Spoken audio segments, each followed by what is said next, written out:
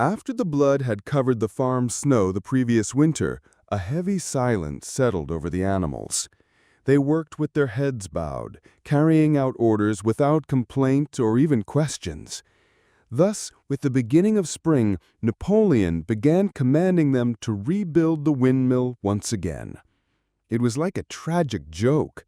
The same windmill that had been destroyed twice, they were now carrying stones to build it a third time, ignoring the old pain, as if they possessed neither memory nor will. But the situation did not stop at hard labor. Napoleon started making more agreements with the humans. The merchant Frederick came, then Pilkington, negotiating over the timber, drinking toasts with Napoleon over the new deals.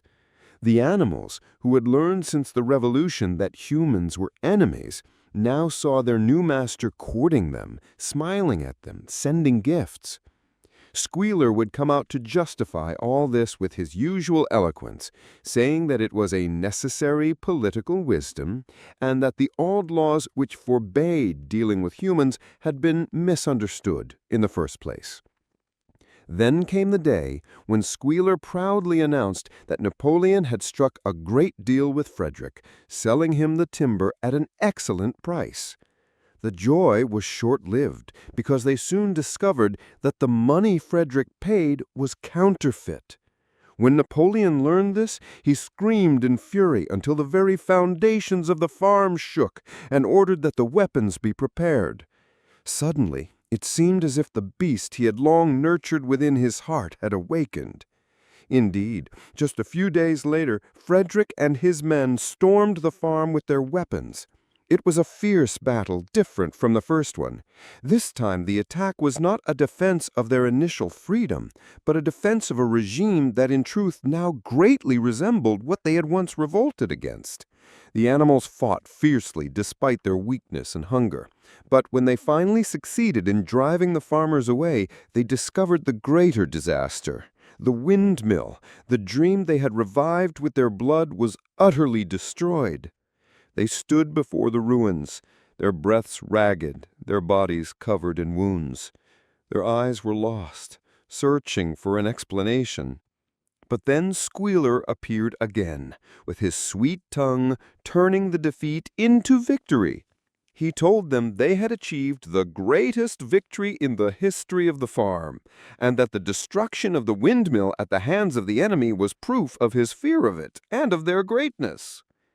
And so, amid the lies, they returned to gather the stones once more, carrying within them a vague feeling that something deep was breaking each time they rebuilt this false dream.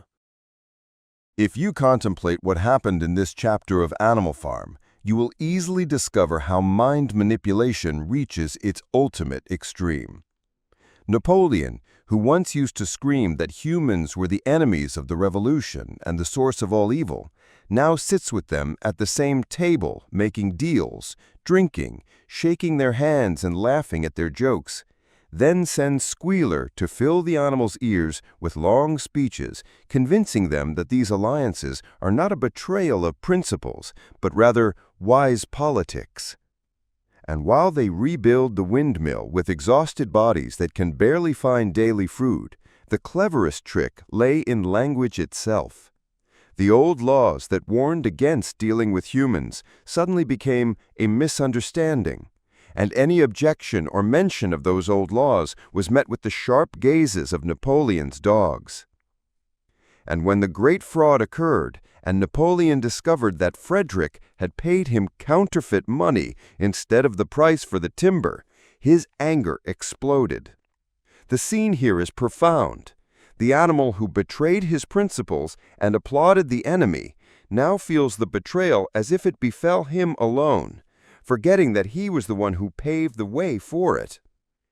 Even when Frederick and his men attacked the farm and completely destroyed the windmill, the defeat turned into a new tool for propaganda.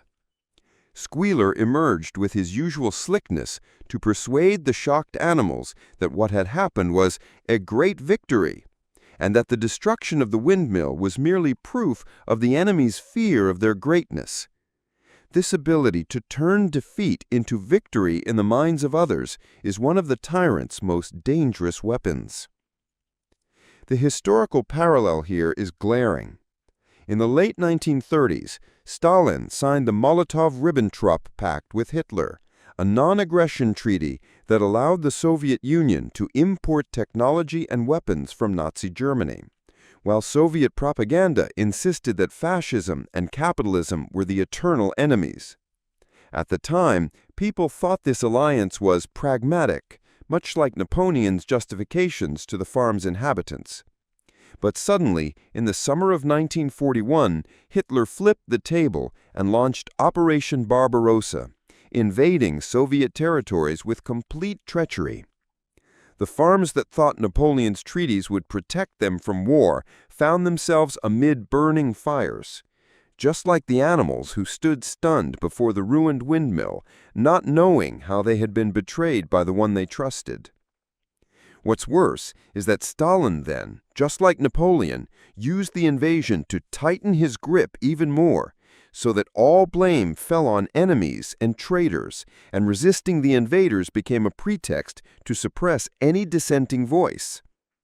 Thus, history reproduced itself once more, deals with the enemy, predictable treachery, then turning the disaster into a new occasion to spread fear and reinforce obedience. This infernal cycle of manipulation, changing principles in the name of necessity, then pretending to triumph amid the wreckage, is exactly what Orwell wanted to put under the microscope in this chapter. To tell us clearly, when power surpasses every moral value, it can always find a justification and can frame its defeats as glories, while the only true fact remains that the price is paid by the innocent with their bodies and their dreams.